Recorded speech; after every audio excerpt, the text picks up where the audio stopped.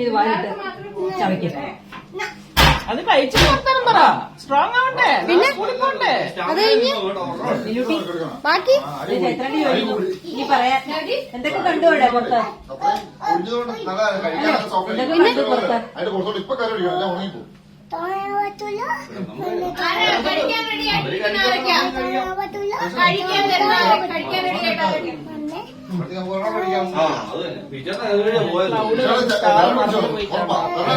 കാണാൻ പറ്റില്ല.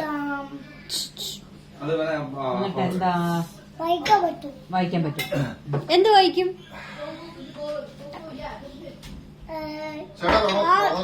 കാറോ? കാറോ?